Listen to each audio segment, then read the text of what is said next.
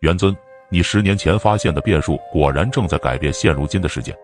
盘龙的这句话只有他自己听得见，他也从刚刚的冷静到现在心神的一丝荡漾。即便他比寻常神奇更为沉着冷静，但变数的发生也让他感到越来越不安起来。萧炎以及2位神殿殿主也大致了解到了关于不祥之地的信息。原来在这神藏之中，居然还有一道庞大神秘的神法大阵，而且这道蕴含着法则的神法大阵中还封印着更为恐怖的不祥之物。没想到这神藏中不仅除了无数宝物以及大道机缘和神物之外，还有如此恐怖的东西被封印在神藏深处的不祥之地。原本就担忧周元的3位主母还有小龙与韩吞吞他们，此刻又知道了周元和那位灭神府府主又一同进入到了不祥之地。这事情的变数来得太让人窒息了，因为一旦进入那不祥之地，那危险的程度比起对上面神府府主还要大，至少后者还能够五五开，但前者怕是九死一生都有可能。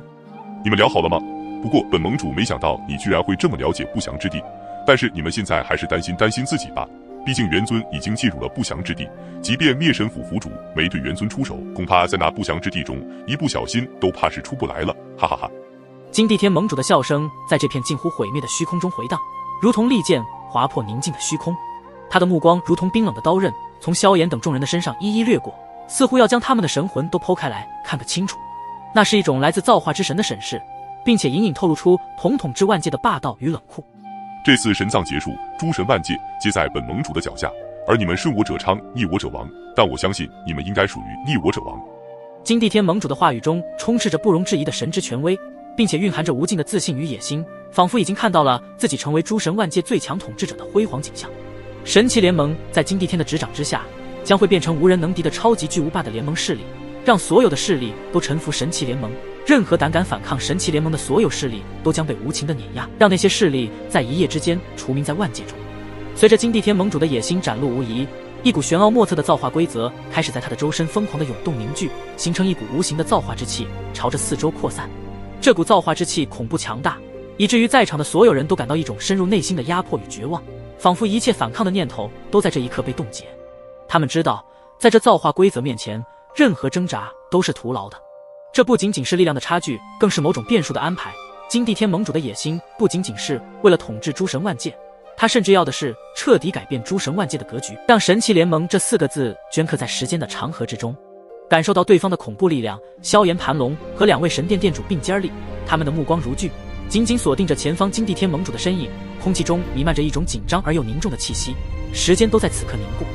呵呵，本盟主倒想看看你们在造化神力的面前，你们还如何掀起大浪来。当金地天盟主的声音落下，周围的造化规则无形的涌动，将原本的规则发生了改变。见此，萧炎大喝一声小心，几乎是在同一时刻，他们4位迅速催动体内的大道神力，伴随着天地间玄妙道法的震动，一道璀璨夺目的大道光罩在他们身前凝聚而成。大道光罩宛如一件无形的铠甲，折射出耀眼的光辉，守护着他们抵御即将到来的造化攻势。但是当双方的力量在虚空中接触的那一刹那间，萧炎、盘龙以及2位神殿殿主的表情骤然一变，因为他们感受到了对方那股力量的恐怖，那是造化神力的玄奥，它如同拥有生命的洪流，无情地冲击着他们的大道防御。由4位大道主神的神力凝聚而出的最强防御罩，在金地天盟主的造化神力面前，竟然如同脆弱的纸张一般被无声的分解瓦解。四散的大道神力如星辰般在空中飘散，仅仅一招间，即使是4位大道主神联手的力量，在那造化神力面前简直显得微不足道。面对这样的一种绝望，萧炎他们没有选择退缩，